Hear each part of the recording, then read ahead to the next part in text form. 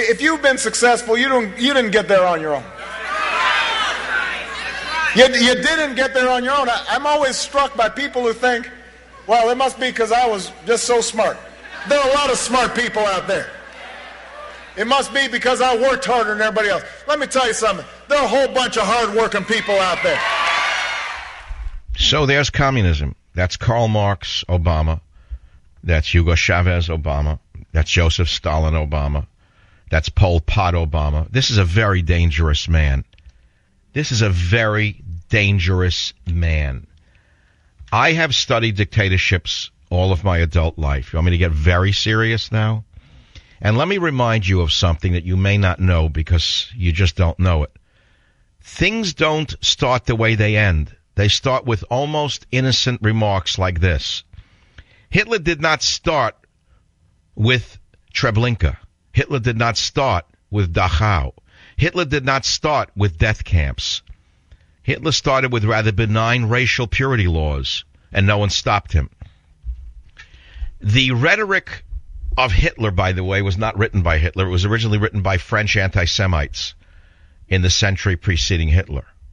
But it was benign at the time. The rhetoric that Obama is expressing is not his own rhetoric. This is what is deeply embedded in the man's brainstem.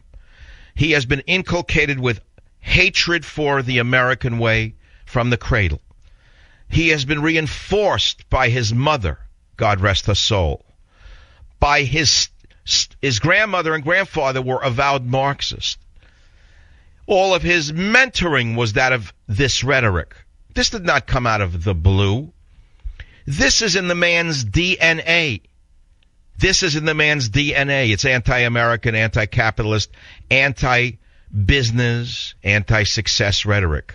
It is the rhetoric of Karl Marx. It is the rhetoric of Fidel Castro. It is the rhetoric of Pol Pot. Pol Pot, most of you don't know who he was. Maybe you saw a movie 20 years ago called, I forget the name of it.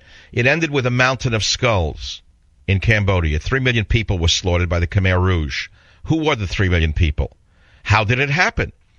Pol Pot was a benign, a rather mild-mannered leader of Cambodia, a professor, as a matter of fact, a professor like Obama. And he went to Paris and he studied Marxism. He came back from Paris a flaming communist, and he instituted what he was taught in Paris in the universities. He instituted communism in his native Cambodia. He unleashed the uneducated 13 and 14-year-old gangs who tied red ribbons around their heads and called them the Khmer Rouge, red. They went out. They rampaged through the countryside, through the cities. They beat up anyone who was successful. They arrested anyone who was successful. They stole from anyone who was successful. They imprisoned and worked to death and tortured anyone who was successful. Anyone who had eyeglasses was considered an enemy of the state. Teachers, doctors, lawyers, engineers, police chiefs, architects. Everybody who worked hard for what they had was seen as an enemy of the communist state of Cambodia. You say, now, Savage, what does that have to do with that nice man in the White House with such a nice wife and such nice children? I'll let you figure out 2 and 2. It starts with rhetoric like this. It unleashes the genie in the bottle. It justifies any acts of betrayal, any acts of hatred, any acts of sabotage against the successful. It unleashes the genie of hate. Obama is the most hateful man who has ever plagued the White House. You'll notice I'm stepping up my rhetoric because nobody else will step up the rhetoric. They're playing catch-up. This man is the most dangerous, most divisive, most evil, I'll use the word evil, president in the history of America. Everything is at stake in November. Unfortunately, on the other side, we have Mr. Peepers, Mr. Milquetoast, Mr. Check Pants, Mr. Country Club, Mr. Nice Guy. I'll remind you of something else. Nice guys don't finish last, Mr. Romney. They don't finish at all.